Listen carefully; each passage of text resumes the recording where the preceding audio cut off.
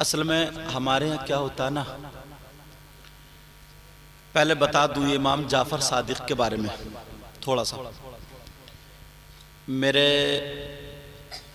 नबी की बेटी सैयदा फातिमतुज़ ज़हरा रदी अल्लाह ताला अन्हा, ठीक है,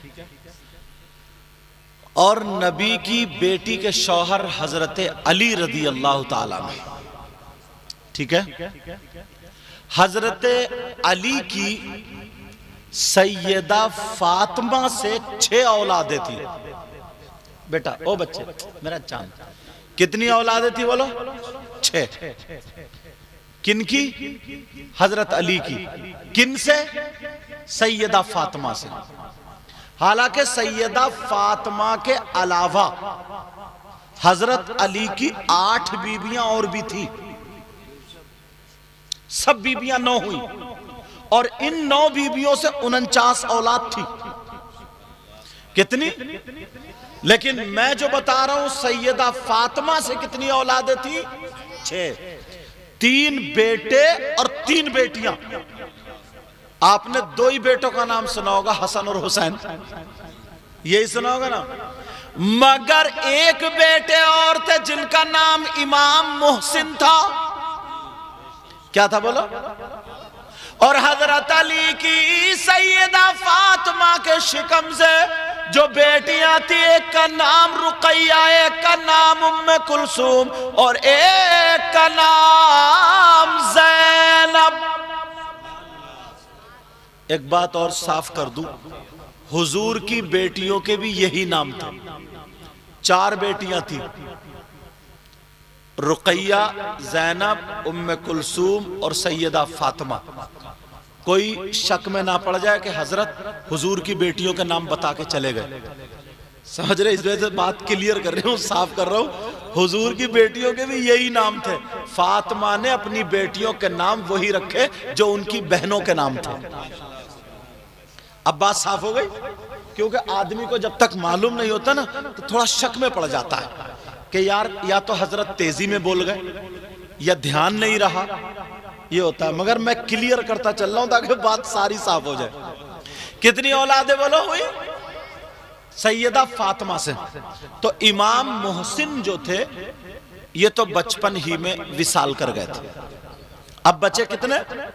2। अब मैं लेके चल रहा हूं इमाम हुसैन पाक। इमाम हुसैन पाक के बेटे जिनका नाम इमाम ज़ैनुल आबिदीन, जो करबला में बचे थे, तबीयत खराब थी, नाम सुना होगा। इमाम ज़ैनुल आबिदीन और इमाम ज़ैनुल आबिदीन के बेटे इमाम मोहम्मद बाकिर। कौन थे बोलो? जिनको इमाम बाकर बोलते हैं। कौन थे बोलो? इमाम मोहम्मद बाकिर। किनके बेटे? इमाम ज़ैनुल आबिदीन के। और इमाम ज़ैनुल आबिदीन के बेटे इमाम मोहम्मद बाकिर और इमाम मोहम्मद बाकिर के बेटे इमाम जाफर सादिक, ये जिनका नाम है। अब मैंने रिश्ता बता दिया। हजरत अली के पोते ही हो गई, क्यों? हजरत अली के बेटे इमाम हुसैन, उनके बेटे इमाम ज़ैनुल आबिदीन, उनके बेटे इमाम बाकर, उनके बेटे इमाम जाफर सादिक। हाँ, इमाम हुसैन पाक के कौन हुए? परपोते। समझ में आ गई? तो ये इमाम जाफर सादिक है। और इमाम जाफर सादिक के बेटे इमाम मूसा काजिम, और इमाम मूसा काजिम का मजार शरीफ काजिमैन में, वो भी बगदाद से तकरीबन 1.5 घंटे का रास्ता। वहां भी गया, ठंडा इलाका, समझे? और इमाम मूसा काजिम के 18 बेटे थे। अब यहां से सैयदों की बेल बड़ी है, समझ में आ गई? हुसैनी सैयदों की। चलो, तो इमाम जाफर सादिक, इनका घर आज भी कूफे में है। वो मस्जिद जिस मस्जिद में हजरत अली के मुलजिम इब्ने क़य्यिम ने जो वार करा था, हमला किया था, जो खंजर मारा था, किस मलून ने मारा था? उसका नाम क्या था? मुलजिम।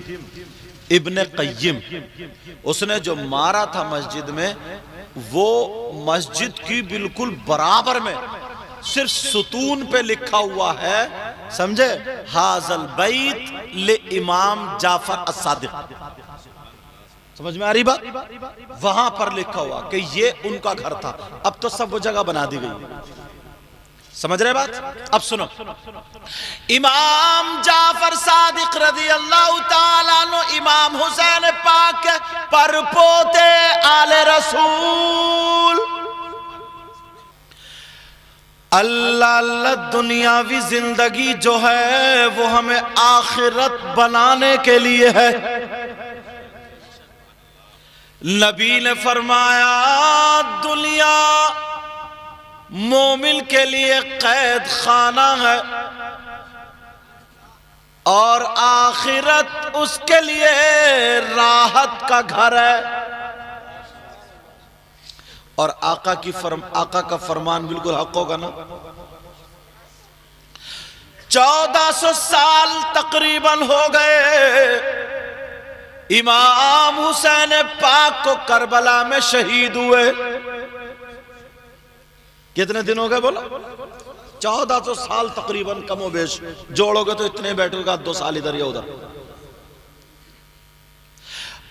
क्योंकि 61 हिजरी में आप शहीद हुए, उसको निकाल लीजिए, तकरीबन इतने बैठेंगे। अब जरा सुनो, 1300-1400 साल इमाम हुसैन पाक करबला में शहीद हुए। उन पे जुल्म किया गया, उन्होंने सब्र किया। दोनों चीजें सामने रख दी गई, दुनिया और आखिरत। उन्होंने आखिरत को अपनाया, बच्चों की परवाह नहीं की, बच्चों को कुर्बान कर दिया। मगर प्यारे सोचो, इमाम हुसैन पाक ने अपने आप को दीन और इस्लाम की खातिर कुर्बान किया, तो 1400 साल के बाद भी और इतनी दूर यहां पर इंडिया में हर मुसलमान के सीने में जिंदा है। बेशक, क्या बात है, सुभान अल्लाह, बहुत अच्छे, सुभान अल्लाह। कितने मालदार आए, कमाने वाले, कितने पैसे वाले, बिल्डिंगें छोड़ी, किले बना दिए, देगे दबा दी माल की जमीन में। उस हाथ से दो, अल्लाह बरकत फरमाए। जमीन खरीद दी। आताना के रामपुर में ट्रेन खड़ी है कि साहब नवाब साहब ने ट्रेन में जाते थे, ट्रेन में। वहीं पे हाफिज शाह जमालुल्लाह भी है। अल्लाह अल्लाह, और चलो 1000 साल पहले चलो, गरीब नवाज, गरीब नवाज, इनके अंदर, हमारे अंदर ये पावर नहीं है कि तुम जमीन को सोना बना लो। बना सकते हो क्या? ईंटों को सोना बना लो। अगर इतना पावर होता ना तुम्हारे अंदर, तो तुम तो सब अपने खेत सोने के बना लिए होते अब तक। और नियतें इतनी खराब हैं, बना के दे सकते हो, दूसरे की मेंढे काटने से फुर्सत मिले तभी तो। नियत इतनी खराब है, तालाब पाट लिए, झाड़ी झक्काड़ काट लिए, पेड़ और जने क्या क्या काट कूट के खेत बनाए पड़ा है, बड़े बड़े चक्रोट काट के छोटी छोटी मेंढ छोड़ी, छोटी छोटी। अब भी इसका कलेजा नहीं भरा है, अब भी ठंडा नहीं हुआ, सुबह को भी मेंढ पे झगड़ा डाले पड़ा। इन्होंने लिप्टिस के या पॉपुलर के पेड़ लगाए थे, 5 साल के बाद बराबर वाले ने मेंढ को धकिया दे, पेड़ अपनी तरफ और मेंढ उधर। अब प्रधान क्या करे? प्रधान को मालूम है कि ये मेंढ कहां थी, पेड़ किसने लगाए थे, मगर उसे वोटों का लालच है। जो कौम अगर जरा सा हक फैसला ना करे वो कभी बादशाह नहीं हो सकती।